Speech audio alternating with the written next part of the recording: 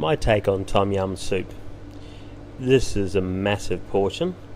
You might want to share it between two people or make half or 2/3 of the portion. Quite an easy dish to make. Have your tom yum base made in advance and then it's plain sailing from there. A couple of key things.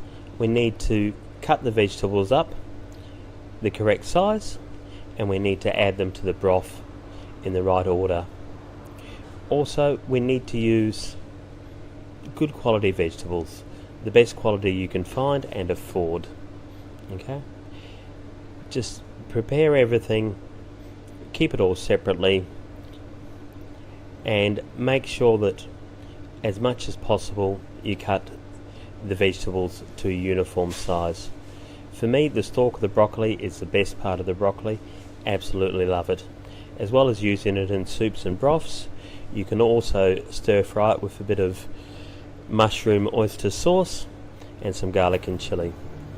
I'm loving chili at present, so most of the stuff I make has, double the amount of chili that you normally put in, so obviously adjust your chili to taste.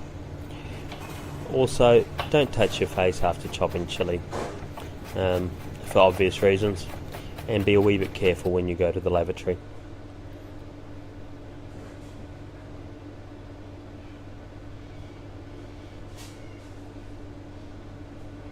You can also use yellow squash instead of zucchini if you want extra colour.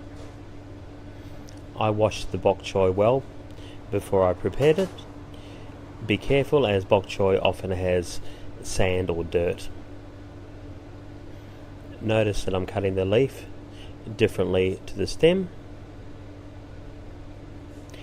With the herbs, you have to make sure that you bruise them. Squeeze them between your fingers or in your fist, and make sure that you release the flavour. So in that bowl I have the onion and I have some herbs,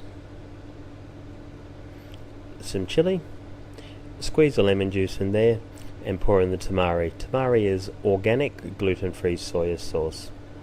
Okay. To finish the dish off, boil the tom yum broth, add your broccoli, then your mushrooms and red capsicum, give it a wee bit of a stir, add your broccoli stalk and your cabbage. Now then your zucchini. Please note that I've sped this up, so in real life the cooking process will be a wee bit slower.